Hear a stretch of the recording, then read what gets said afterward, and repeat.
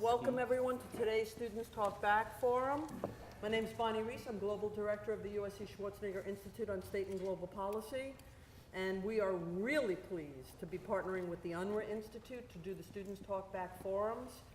This is the third forum this semester, and we're very excited to have these forums and be able to bring some of the most respected, informed thought leaders on important topics of interest to the USC community. And I'm particularly pleased to be introducing the topic of today's panel, which is K-12 education reform and how we regain our world-class status in the city, in the state, and in the nation of what our public education system once was and hopefully can be again. I'm pleased to do that because I don't think that there's any more complex, but also any more important thing for the success of individuals and achieving their dreams, and the success for any great state or nation in being successful to achieve its dreams and greatness. I myself never would have imagined when I was a little girl. My parents never went to college. My dad was an auto mechanic, grew up in New York, and it was because they stressed education, and I got a great education in college and in law school, that doors opened to me and led me, among other things, to become Secretary of Education for the state of California, and now to be running the USC Schwarzenegger Institute.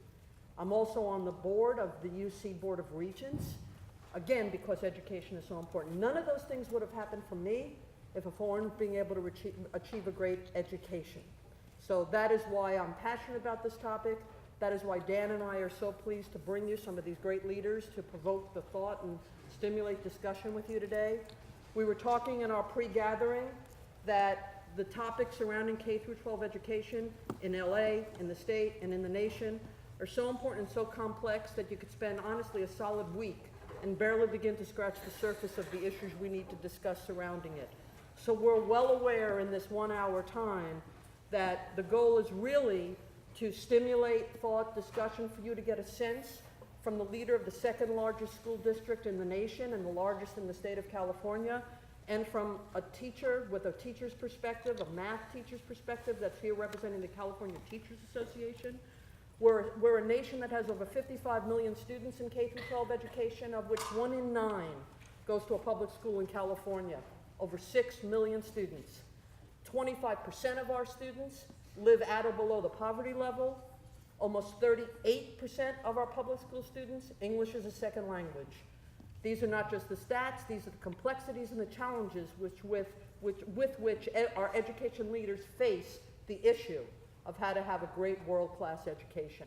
So while the teachers union and the superintendent of the LAUSD may not agree on approach to how to do it, one thing they share is a passion for our students and a passion of trying to figure out how to make our schools the best they could be. And with that, I'm going to introduce you to the co-moderator and the co-producer of this series, Dan Schnur.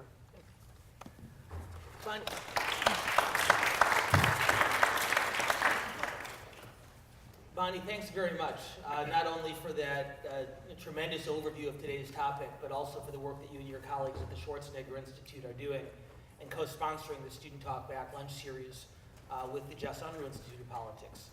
As Bonnie noted, we hold these lunch forums every week, and for those of you who have not been before, we hope you enjoyed enough to come back. Next week's discussion will be on healthcare reform and the Affordable Care Act, particularly in terms of what its implementation means to young people. So we hope you'll join us for that. And then 2 weeks from today, we're being joined for a conversation, a retrospective on the 2012 presidential election by Dan Balls, the senior political reporter for the Washington Post, whose book Collision 2012 is at the top of the bestseller lists, and Professor Lynn Vavreck of UCLA, and don't say anything means she's really good and she's really smart, but her book called The Gamble is also a seminal work on the 2012 campaign.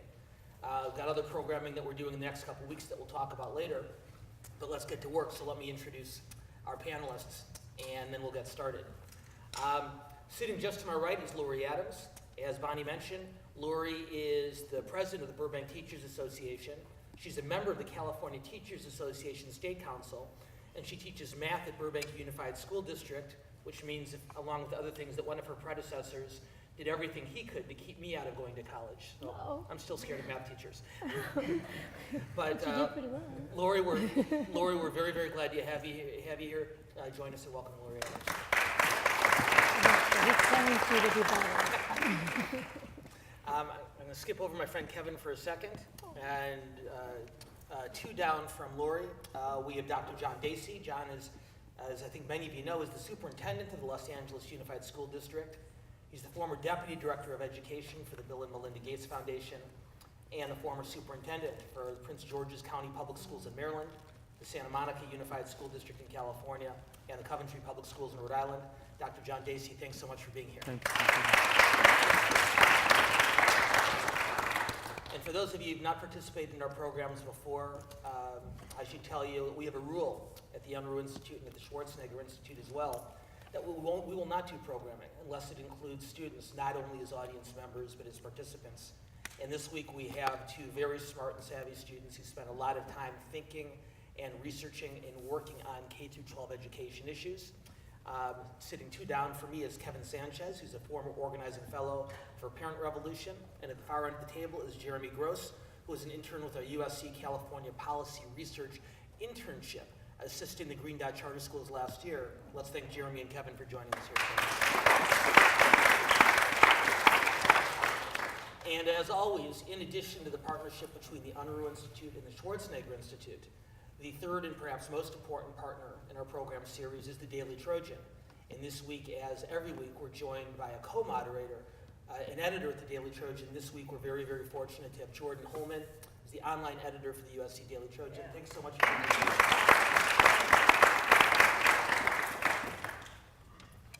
Okay, Lori, there's been much discussion about the challenges facing the public school system here in California. But as a teacher working with students every day, what would you say is going right? I have wonderful students in my class. I live in Burbank, so we do have a very nice community. So I'm sure there are pockets in California that may be a little different than ours, but I think generally we have good kids in the state, surviving under conditions that you wouldn't see in other states. Other states have lower class sizes, less students per counselor, nurses at every school, librarians at every school. We don't have that, and teachers themselves have been working more hours for less pay. I think that the fact that we still have educated students is a miracle, and so it's at the behest of all of the hard work of hardworking teachers and people in our schools. So I think we have a lot to be proud of here. I think our government has failed us in the past with funding, and I'm hoping we're at the end of that, and we'll start turning around and getting the class sizes we deserve and the services, support services that we need as well. John, let me bring you into this conversation. And I think we can agree that California schools have begun to make some upward progress, but arguably there's a long way to go. So from your perspective, with one of the, if not the most challenging job in California education, Challenging. given the progress that Lori's cited, what's still to be done? What are the most pressing and most urgent needs you think for further changes in order to make this upward trajectory continue and accelerate? Yeah, so I think actually Lori is spot on. I mean, I think the reality of the growth that's taking place in California is due solely to the kind of brilliance of our teachers who, with administrators and support staff, have just worked in punishing conditions pretty unparalleled in other states. And in LA, no different. We just happen to be larger. And we're the second largest in the country, and we now outpace every urban in California in terms of growth for students. That wasn't because we got more funding, it's because people worked so much harder, mostly teachers. My comments are going to be just that it doesn't have to be that way. These are choices. These aren't inevitabilities. The state has choices about how to invest, and the state has had policy decisions to guide those choices. So we're a state that invests heavily in incarceration. So if you look at the balance sheet, we prefer incarceration over graduation. We have invested in prisons rather than preschools. The deliberate sets of policies and those investments are not set in stone. We have policies which cap the amount of money that can go to public schools. We have policies which prevent it from being easier to fund public schools. I think that the policy scenario is one that's deeply troubling in this state around that. So it's about $6,000 a year is what we get to educate a student. It's about $83,000 to incarcerate a student a year. Those are not inevitabilities. So I think the funding atmosphere is not to just give us more money, of course hold us accountable, but let's be really clear about what's happened when we didn't have money and that growth, and that could be catalytically tremendously faster if you actually invested in the youth. There's a lot of players involved in like the reforms and the different ideas, but exactly who should be involved in this conversation with the role? Kevin? Well, there's stakeholders in education. It's everyone. It's community members, parents, kids, politicians, teachers, and I think too often different groups try to fight to get majority stake, and like you'll have either parents saying that they want all the power and that they should dictate schools, or teacher unions lobbying for more power and all these things. And I think it's important to try to understand that all these groups have a valid reason to try to get some more, I guess, stake in their children's education or in their education of their kids. But I think we have to figure out a way to allow everyone to work together in a way that resembles a system of checks and balances. Just like the US government does it, like parents should be able to hold their schools accountable, just like they do right now with the parent trigger, but not every state has the luxury. Teacher unions should have the power to hold their politicians accountable. And politicians should have the power to really just go ahead with their budget concerns without being fought tooth and nail for every single thing, and just being really ideological. We have to remember the fight isn't for ideologues, it's for kids. And I think too often we go away from that. Are we allowed to build on each other? Of course. So Only if you move the microphone closer to Oh, you. yeah. So I just want to make a comment. I actually think, Kevin, that's true. I just want to add a perspective, and I think voice and people at the table have increased, but I think the glaring absent or the silent voice is youth voice. Just from top to bottom around policy and participation, and I worry about that a lot. And actually, John's point, Jeremy, leads directly into the question I want to ask you about. I want to come back to you in a couple minutes to talk about more specific policy matters, but at a broader level, particularly for the students in the audience today. These are the type of things, as John Deasy says, that do require the involvement of young people. I think it's really easy as a college student to think, well, there are people who have been doing this for 20 or 30 years. They're the ones who are going to make these decisions. Talk a little bit about, if you can, about what you found in your research about the potential role for young people in this discussion and the potential impact for them to make. Sure. So I think that, as you'll see over the course of the next 45 minutes, or as you probably already know, this is an incredibly, incredibly complicated issue. And I think what's most important, I think as students we have a tendency to think like, oh, I read The Atlantic and the New York Times, so I'm smart and know what I'm talking about. But I think what you really have to do is, the first step is just educating yourself about the issue. And that means separating yourself from, some of the main news sources that you'll read on a daily basis, and maybe looking for more kind of policy report-driven sources. That way you actually can see that there are so many different perspectives surrounding education, and that just opens your eyes to potential debates going forward as far as how we're going to solve things. So I think that once you can kind of at least have some understanding of what's really going on with the issue, then it's the young person's job to pass that information along to others, whether that's your parents or just being involved in events like this. And if everyone is more knowledgeable about the issue, that's only going to put us one step closer to actually having intelligent discussions about what needs to be done. So I think that that first step of just learning about the issue and understanding the issue, and then continuing to engage your friends, and maybe it's not cool to talk about education, but there's no reason why it couldn't be cool to talk about education. Okay. We will do a panel in a future week about how to make education discussion cool. but at least for today, Tweet it or something. having heard a pretty good, I think, broader overview from all four of our panelists, what we'd like to do at this point, Jordyn and I, is begin to delve down into some of the trickier and the more challenging specific policy matters that we're wrestling with here. And one that I want to start with, and I'm going to come to you, Lori, is on the question of student testing. I don't know many people who think that a student's test scores ought to be the sole basis on which any teacher is judged, or even the primary basis, even the majority. But talk a little bit, if you can, about the pros and cons of having students' test scores as a component among several of the basis on which teachers are evaluated. I've never met a math teacher who didn't like a good test. So, I mean, the emphasis on the word good test, okay? So we're trying to get rid of the CSTs because it's all multiple choice. CST? California STAR testing, okay? And it's every time in the spring. They're tested on every main core subjects, and we're not even done with the school year yet. So every time they take the test, they'll come back the next day and they say, oh, that question was on the test. I wish we'd covered that yesterday. I'm like, yeah, that's the nature of the test.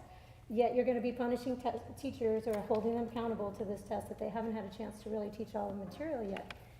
So some schools, in fact, when I taught up in the East Bay, we tried to finish the book by April. So what you're doing now is cramming students to teach a section a day with no review days. Here's your quiz, here's your test, next chapter, moving on. So it is very bad for the classroom to be driven by a test. If you want to go down to the elementary level, it's hard to get elementary teachers to stand up for themselves. They love their kids, they love their classroom, but if you want to see them get riled up, bring up assessments. They have to assess their students one-on-one because they don't fill in bubbles yet. They're barely holding pencils.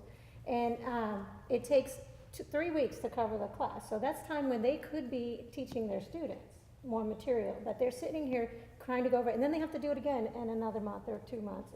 And because our district, they don't want to wait for the seat test to find out they're not good. They're going to have, our district puts on extra tests on top of that. And then, of course, there'll be one for a Title I that they have to take also. So we were calculating the amount of minutes they spend on test prep. And can you imagine how much further along our kids would be if they had that much time to learn to read and write? I mean, it's a waste of time and it's a waste of money. We all believe in testing our kids to find out where they're at and to change our teaching. But just to test a school to punish them somehow is not helpful at all. So the CST is over and done. We're comparing it to, who wants to go watch another beta VCR or work on that when we have something new now. We're even into Blu-ray now. It's like CST is outdated. It's time to move on. We'll focus on good teaching and focus on Common Core good teaching. And I'm excited about the Common Core. It's away from the filling in the bubble and working backwards from the answers. I heard one teacher say he didn't have time to teach division, so he taught them to just multiply every answer by the question. And I thought, oh my God, they're not going to know long division when they come to Algebra 2. And we have to do that with polynomials. So it's really tragic what's been happening because of this multiple choice testing. It needs to go away. We need to focus on making good teachers teach good methods that engage the students, that keep them more involved in what they're learning, and make it more meaningful to what they need in the real world. Superintendent, so if we shift away from the standardized testing, what are some methods or steps that the school system is going to take to measure teacher performance and student performance? So I just didn't get the answer. I mean, do you believe that it should be part of a teacher's assessment? Everybody looks at the assessments. I think it's more useful to look at a department. What are we doing? We look at our tests and we say, yeah, that's about right. High kids did well, low kids did low. It's about where they fall. But it doesn't give you enough information to really change your teaching. The kids will get the response and they'll look at the bar graph. Oh, okay, I got another low score. But I grade my own tests. I give them an open-ended question. They show me all their steps. I can tell if they got it wrong because they missed a negative or they didn't even know how to start the problem. And it's a big difference. Or if they just guessed the right answer on a multiple choice test, it's not a helpful test at all. I mean, I can tell when my parents come in for back to school night or open house, I can tell them right away what their kid knows. And because I've graded their test personally and I know where they go wrong in the problem, I circle it so they can fix it. That's the usefulness of a test, not just random, you missed that standard and I don't even know what that question was anymore. Right, so I want to take a slightly different cut on this. I think it's a very complex issue. I think assessment is complex. I think the country has drifted to an extreme around test-based accountability, but I hold deep belief that we're responsible for seeing that students learn. So assessments have a place. Good assessments have a place. I too am very pleased. I helped actually write the legislation, although I'm very displeased at how it came out. But I'm very pleased that the CSTs are sunset and that the Common Core assessments are coming in. And I think it makes perfect sense for people to practice on that before it counts. I struggle and have struggled for a long time that assessments count for nobody but the youth. And I think that there's an imbalance around that. And I also struggle with the fact that we're in a society don't seem to be particularly worried about tests except for tests in schools when there's accountability. So I don't see people saying, you know, the driver's test is the worst thing in the world. You should just, you gotta stop it. It's just random 20 questions. How could you possibly tell if someone can get it licensed? But we do it. I think the bar is ridiculous. You should not be allowed to practice law with it. Why do you have to pass the bar? And we don't have those conversations. There's no one who is about to say that no pilot should be tested in emergency landing. And they go through hours and hours of testing, or they can't fly. But we have this kind of reaction in education where testing is bad when it's used for accountability purposes. I don't think so. I think it has an absolute place in our responsibility. We take money off of people's kitchen tables every day in the form of tax dollars, most of whom can't afford to give it to me in LA. And I convert 90% of that into the salary and benefits that people work in the system. And the quid pro quo for that sacred trust is that students will graduate able to enter this academy as well as any other place of higher learning college ready. And we have to know if that is happening, and there's an accountability to if that's happening. So the notion that we should not use it, I'm not there, and its overuse is equally problematic. I believe it has a place in the accountability of youth, and I believe it has a place in the accountability of adults. A limited but defined place. It shouldn't be the only marker of how we're doing, and it should be no marker of how we're doing. And I think if we could find balance around good assessment, I think that will help actually a tremendous advancement around the responsibility for public education. And we want to bring the students back into this in just a second, but Lori, if I can follow up on something that we heard from Superintendent Deasy. What I heard from the two of you, and tell me if I misunderstood, is you're talking about the value of testing, but you're talking about testing that is created by the teacher, him or herself. And what I hear the superintendent talking about is the value of that, but also testing that all students take in order to measure accomplishments on a broader scale. Did I understand you right to say that you think the teacher-created testing is the only type of testing that should be done, or should be a more major part of it, along with the kind of standardized testing that the superintendent is discussing? Well, the testing the teacher does is what determines their grade, which is all the student really cares about. The state test has nothing to do with the student's transcript or anything. It doesn't follow them. So you really have to do a sales job to get them to do their best on the state test in the first place. So And just, those who get the test at the end. One point. You can't get a diploma in the state of California without passing the high school exit exam. That's a state test. That's an Algebra 1 test. That's not a CST that comes at the end of Algebra 2. Okay, but we or- said it didn't count for students. It does count for students. It's part Okay, English but language arts I'm and talking part about the math. CST that's expiring, and I'm very thankful for. Because Likewise. it's also, it's not at the, it's not an end-of-year test. You take it before you finish teaching anything. When you get the results, it's the following year, and you don't even see those students anymore. So it's really not a useful test. It is only geared to see where your school is at. And so as a department, you should get together and look at those scores and see where you can improve. You know, if it's one teacher that's not, that their scores were lower, maybe you can talk to each other and see, well, how are you teaching that? You know, you use it to help you improve your teaching. I think that's absolutely valid, but it has to be a good test, and it has to be timed at the right time. Superintendent Deasy, it appeared that you wanted to make a point on this also. So I think that actually I think the better question would be, so would you and I hold the same opinion for the Common Core assessments? So I suspect I don't know what they are yet, but So I'm hoping they're gonna be good. So you can go online and practice take them. Yeah, I like- took one, I Right. started it yesterday, and it was Yeah. actually very fun for me, but I'm Just a a math quick teacher. just a quick bit of background. I know most of you are familiar with this, but just for those who aren't, the state of California, like most other states in the country, is going to be implementing a new set of education standards called the Common Core Standards. And what the state has, two subject areas, and what the state has decided is that the students should not, is that current California public school students should not take the current tests this year. So there would be, there would not be standardized testing. And then the plan is next year for testing based on the new Common Core standards to be implemented. So just explain a little bit of the terminology before you guys go on. I mean, I think there's a place for accountability based on assessments, limited and important. I don't see a huge debate in the country about whether students should get college credit for a 4 or 5 in an AP exam, and that actually matters. And there are other ones, IB exams, etc. But what I don't support is that it should never be used for the accountability of the adults in some fashion. I believe it should. Well, I don't think, but it has to be equally important for the student to put in their best effort, I would think. So, I mean, some teachers can't, if the kids really love their teacher, they'll try their best. But then they may be tired of testing by that point and not do their best that day. So if you're only holding the teacher accountable, I think that's a big flaw. If the students have just as much stake in this test, then they're going to do their very best.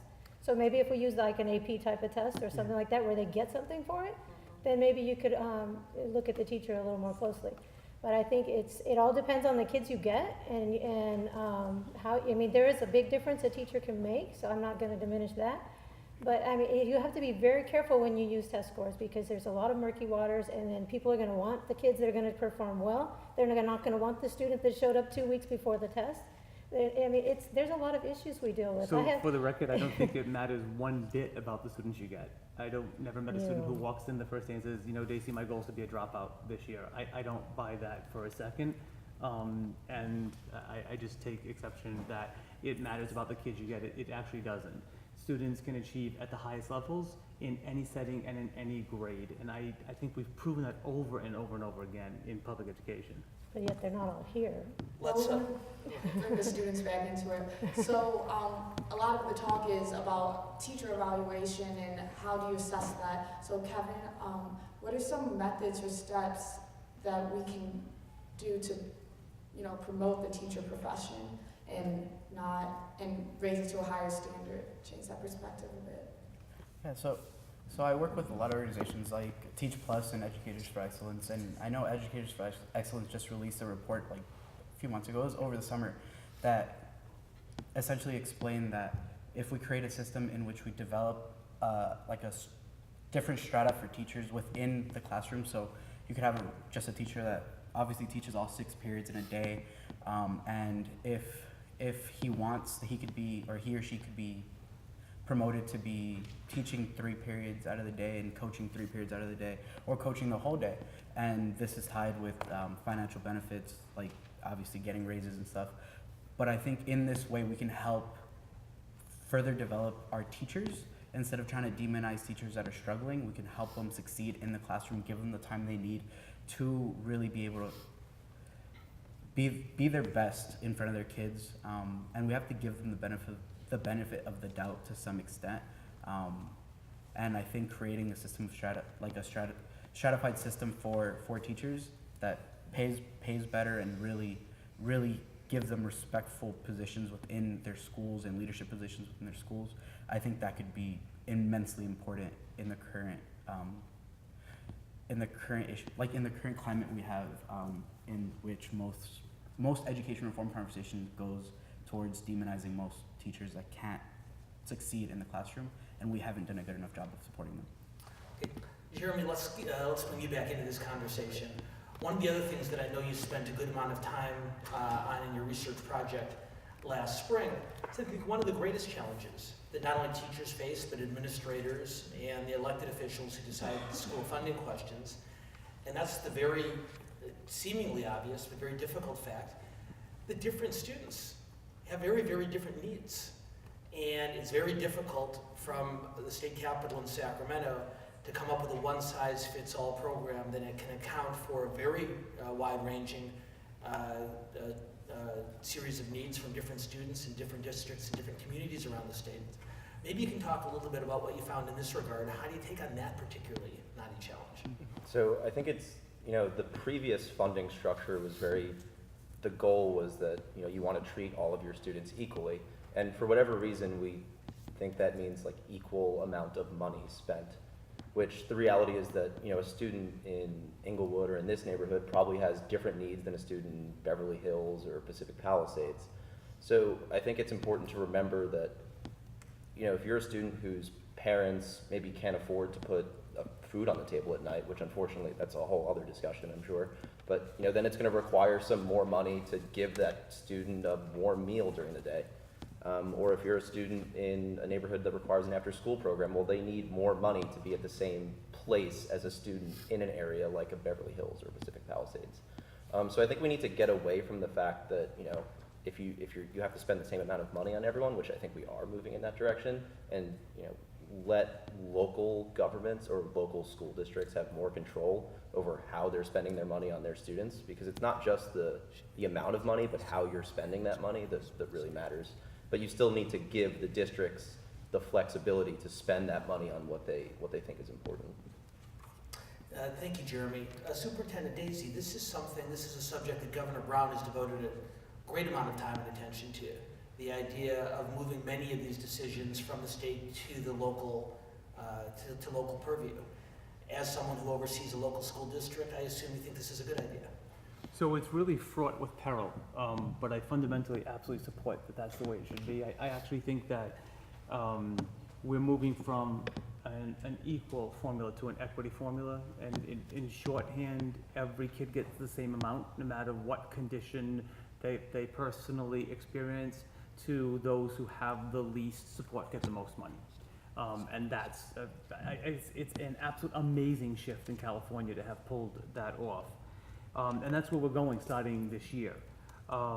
So, you know, the fact that I fundamentally believe that I don't even believe that I, as a superintendent, should be making those decisions. I don't believe that at all. I think that we should set guidelines, but that the decisions about what are made and how you use your money should be at the school level. And those decisions should be made with teachers, leadership, yes, parents, but to an extent, and yes, students at a level of maturity around that. But fundamentally, those who are trained to know how to work with students should be making a decision. The worry I have and that's where we're gonna go in LA, but the worry to have a balanced conversation is that local control funding formula with local school boards in California making that decision. School boards are fundamentally constituent-based. They get elected by constituents, they keep their jobs by constituents, and they respond to the loudest constituents. And in my experience, in my entire career, the loudest constituents are usually not the constituents who need the greatest amount of services. So my fear is that that will be not present, and that they will drift towards political sufficing as opposed to what's necessary. And I think the way that that gets resolved is empower teachers to make those decisions. They know their kids the best. Laura, do you want to weigh in on the benefits and challenges? Can't argue that.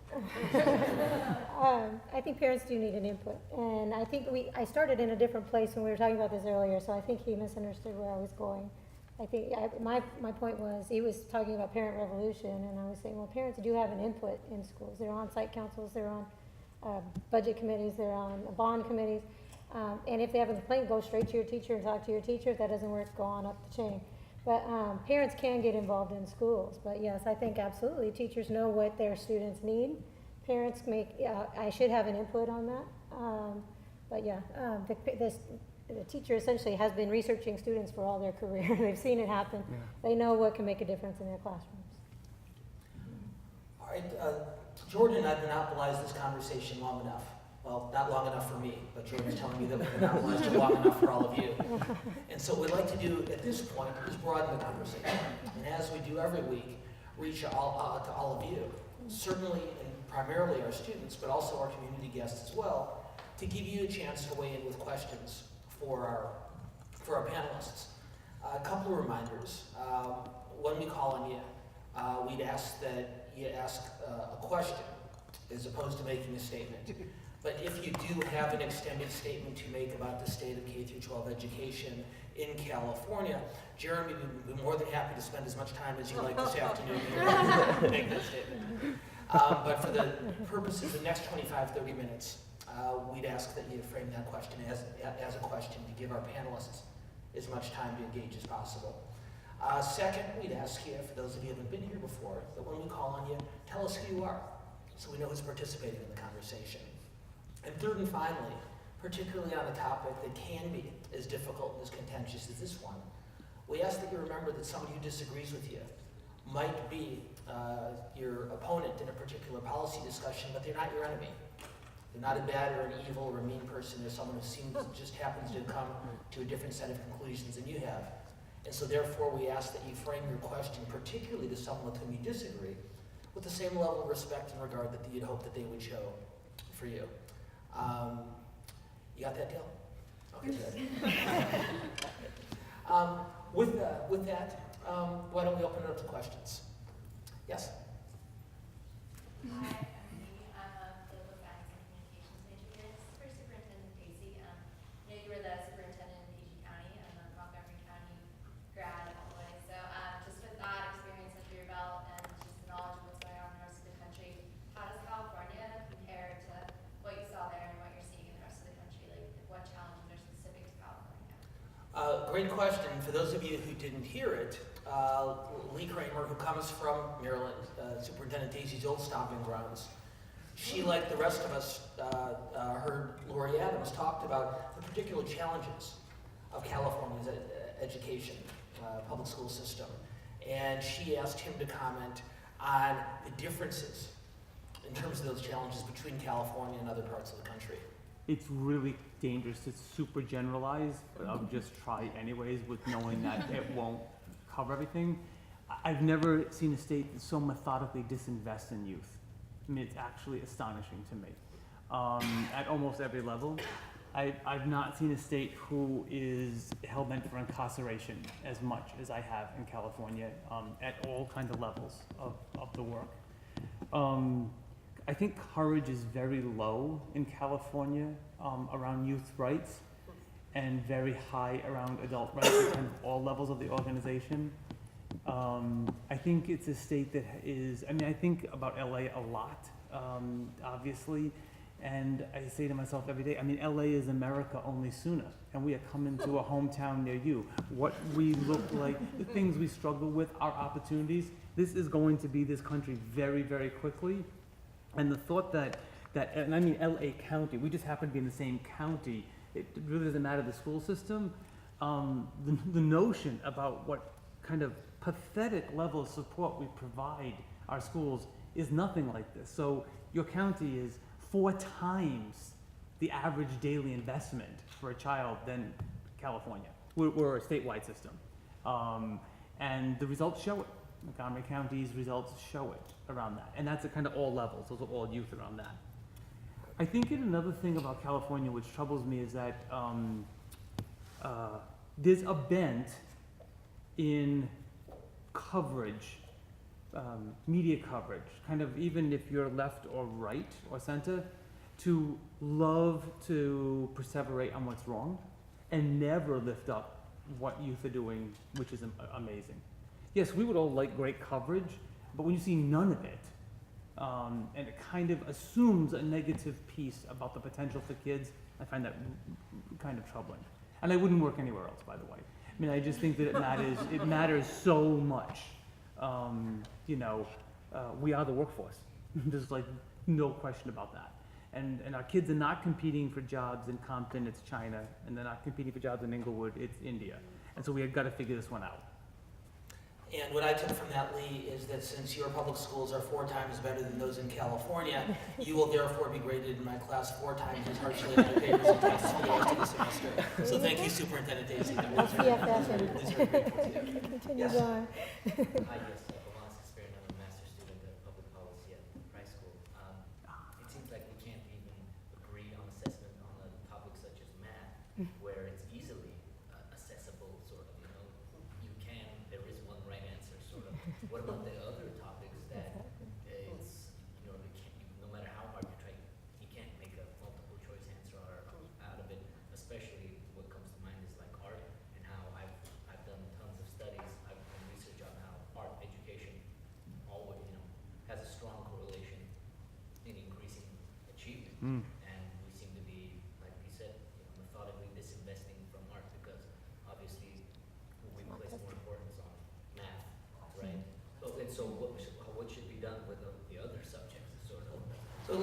let's start with Lori Adams on this one. And for those of you who didn't hear the question, it's a terrific one.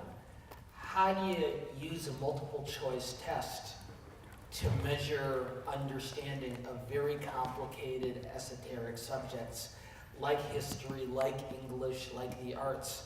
And in fact, that's one of the arguments in favor of the implementation of the Common Core standards. Is that right, Lori? The Common Core is supposed to be more general, but it is starting out only English language arts and math. However, it's literacy across topics, so there will be other topics in the English language questions or projects. So it's still, I'm not fully versed in it yet, but it's supposed to encompass other areas. They will have to go, there's a performance task where they'll have time to go online and search for things. It's more of a project versus a multiple choice fill in the bubble. And so I'm curious to see how it works out. We piloted it in some of our schools, and after 4 hours, our kids weren't finished. So it's going to take time to adjust to the new type of testing. And but first, I wanted to preface that with what I tell my art teachers is careful what you ask for. They want testing so to make them more relevant. But it's like, how are you going to test art? It's really, you don't want to take away the art in art, let it be free thinking too. Otherwise, they're saying you have to teach this way, if you're going to have to teach to a test. So I'm curious to see and hopeful for the Common Core. I mean, if it gets all test driven again, I'm worried that it'll dilute the good teaching that I'm hoping is going to come out of it. So I don't like to focus solely on testing. I like to know the teaching and the students and how the students are going to be when they come out. Superintendent Deasy, do you want to weigh in on this also? I've thought about just doing true-false testing. Is it good? Is it bad? I don't know. I think the answer is, for me, it's kind of simple. You don't test art in Yeah, a multiple that's it. choice. It doesn't work that way. But I think we know how to do this. This is not actually rocket science in this country. So we actually know how to do this.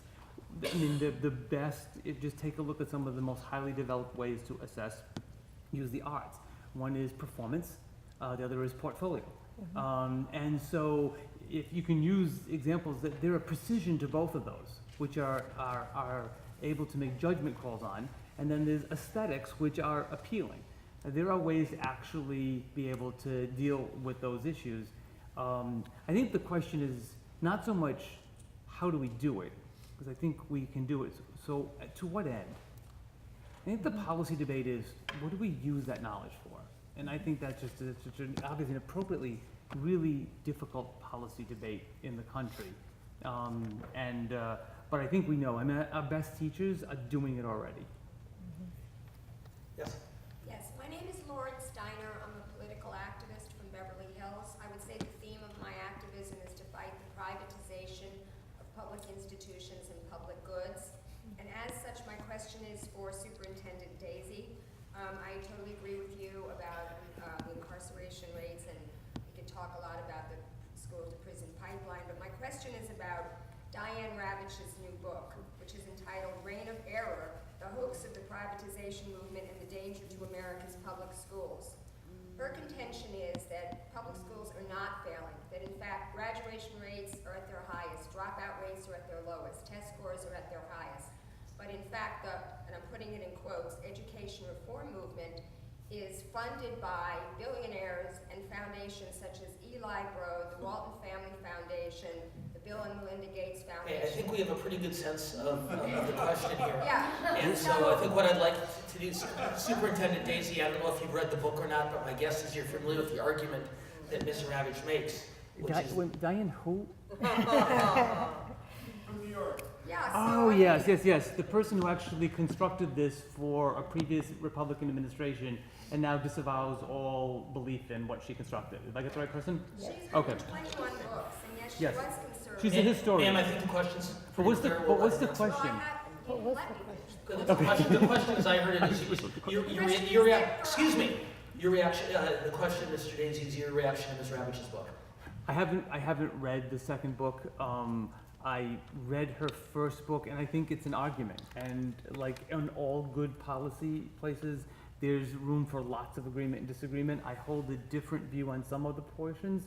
of her main thesis in the first book. I can't speak to the second book. I can speak to the first book, which is... The point that I made, graduation rates are at their highest, dropout rates are at their lowest, and test scores at their highest, and there really isn't a crisis in public education. So there's a point I would really profoundly disagree with. I think it being at the highest, and that means at 40%, is devastating for the 60% who aren't graduating. So are they at their highest? I think the math is true. Is that satisfactory? I would say absolutely not. For an economy that, let's use California, the 9th largest in the world, where the admission rate to our higher education institutions and our employment are tipped decidedly away from the students of California. So the competitiveness of saying, are they at their highest level, and that it's 40 or 50% in the urban centers, and the majority of those are white privileged youth, that's true. Is that okay? Absolutely not. I would call that a crisis in education. Jeremy Gross, let me bring you back into this conversation. You did a research project last year that examined the impact of school funding on charter schools, in particular the Green Dot charter school system here in Los Angeles. I'm wondering if, based on that research or your other observations, that you have some thoughts on the charter school movement in California, what you found. So I think what was most interesting about looking at the charter school movement is that that's where you get to see, since we really don't know what the answers are to a lot of questions, that's where you get to see a lot of experimentation, and you get to see people trying different things, and a lot of times those different things work really, really well. We were able to see a lot of success stories in Green Dot, and they're doing things that you just can't, for bureaucratic reasons, do in some of like the larger public institutions. And so I think that, that kind of proving ground for, new ideas and new ways of teaching and engaging students shows, I would hope that a lot of those methods, carry over as we move forward with reforming the system. And I'd also hope that, that continues and that we keep trying new things to see what works.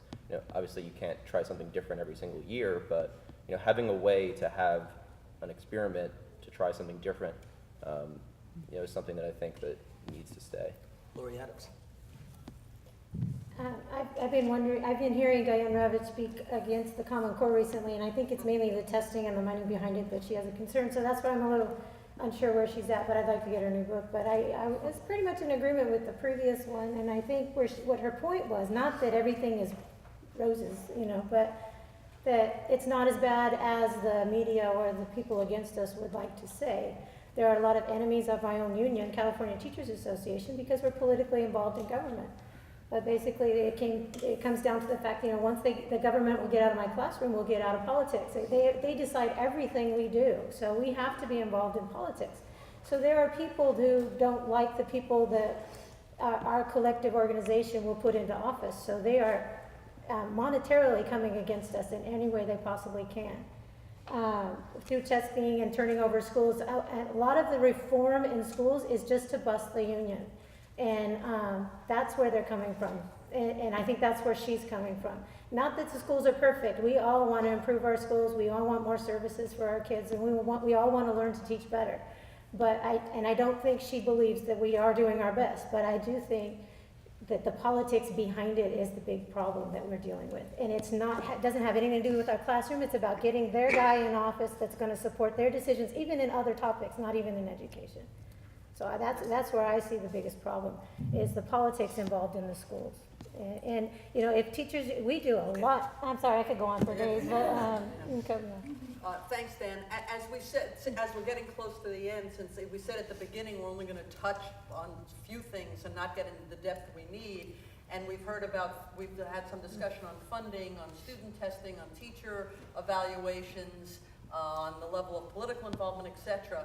So I'm going to touch on another topic we haven't heard today, but is very important, and that deals with creativity and encouraging kids to be creative. And Sir Ken Robinson, in his eloquent and humorous way, is on the speaking circuit saying that we educate creativity out of our kids.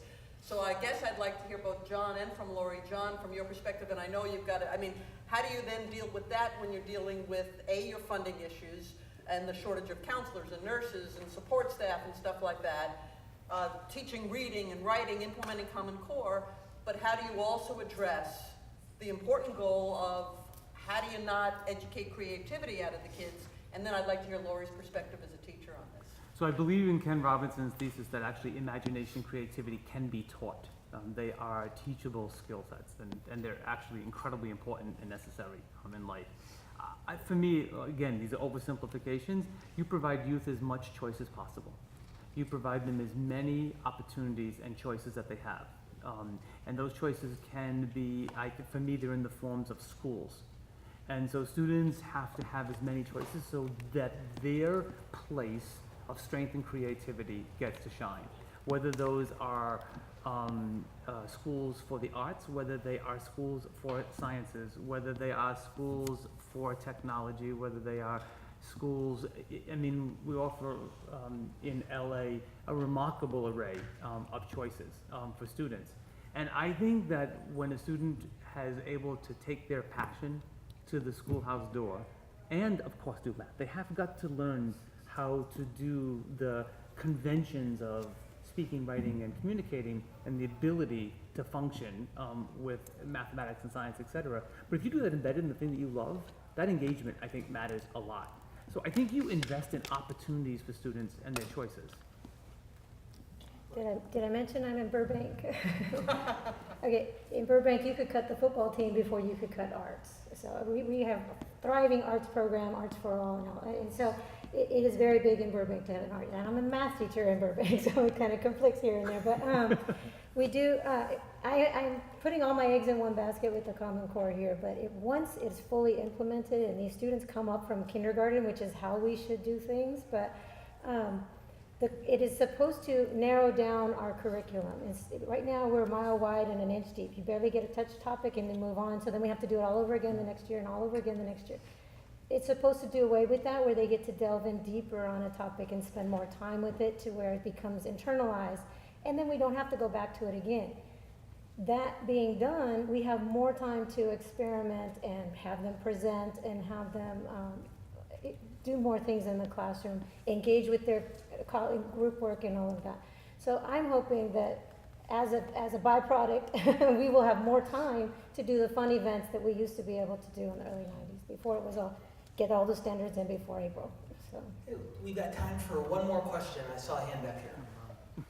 My name is Claire. I'm a political science and psychology double major. I was recently accepted to Teach for America, so I'll be joining next year and seeing these challenges for myself.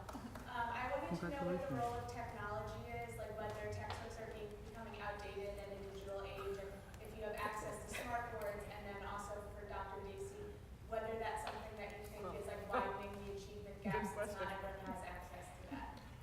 So, because like, if you have read a newspaper in the past year, or TV, we believe so deeply. For those of you who didn't hear Claire's question, it was about the use of technology in the classroom. And Superintendent Deasy looks either somewhat humored or chagrined or excited. No, it's just, because of we have the largest initiative in the country at the moment. We have committed to give every single student tablet and full content, and every single teacher before next April. And so it is a gigantic initiative.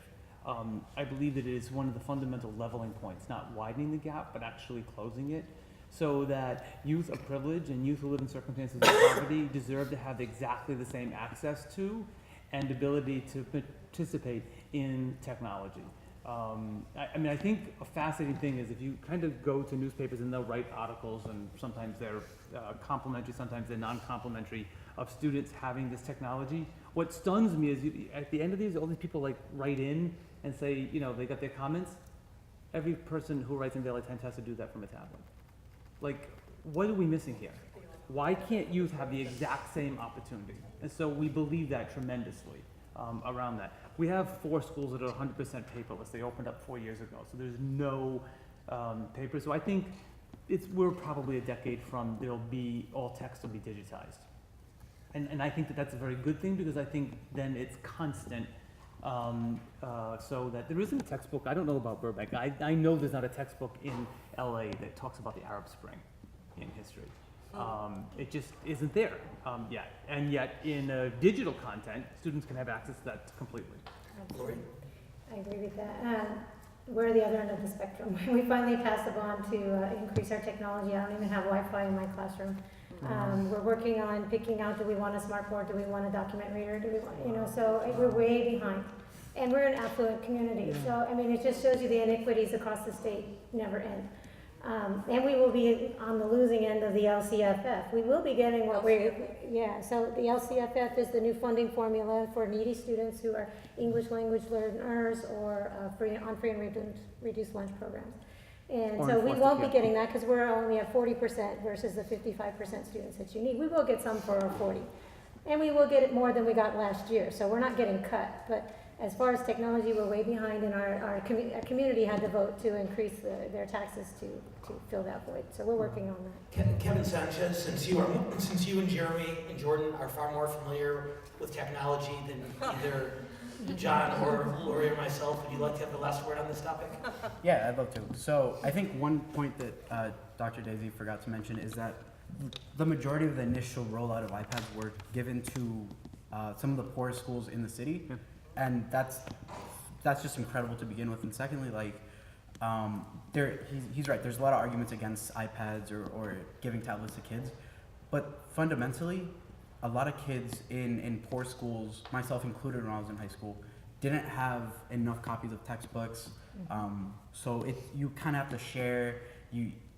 And I know some of my wealthier counterparts had 2 copies of every book, one that they could keep in their locker, one at home, so they don't have to carry books back and forth. When you have to carry 5 giant textbooks in your backpack every day, it kind of gets tough for someone in 9th grade, 10th grade.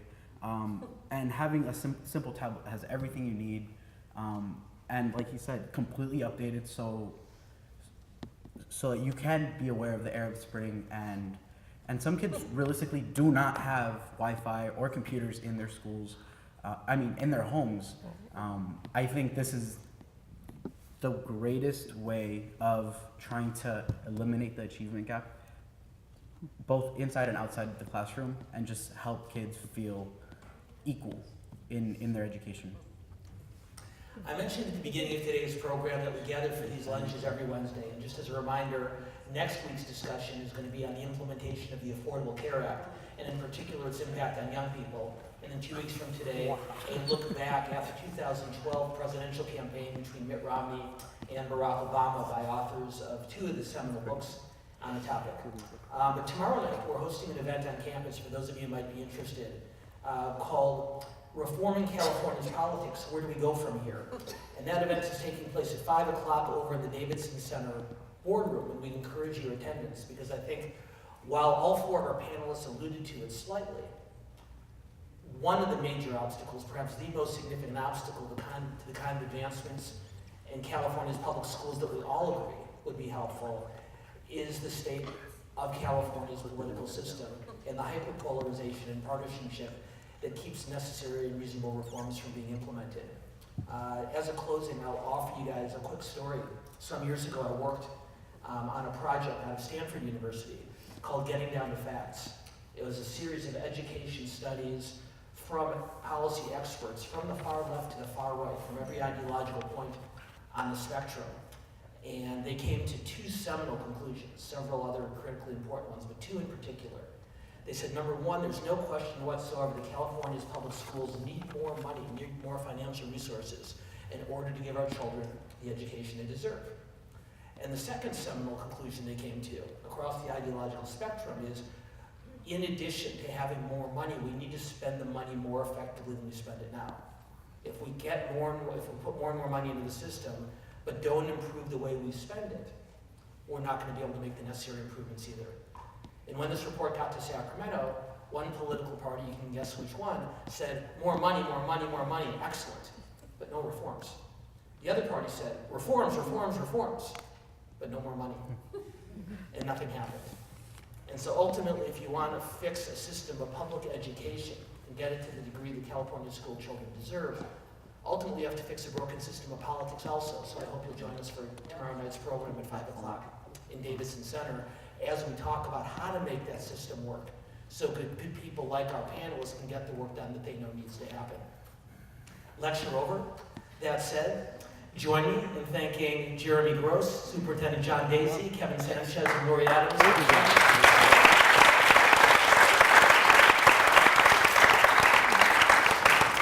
Thanks as well to Jordyn Holman and her colleagues at the Daily Trojan for joining us in these programs each week.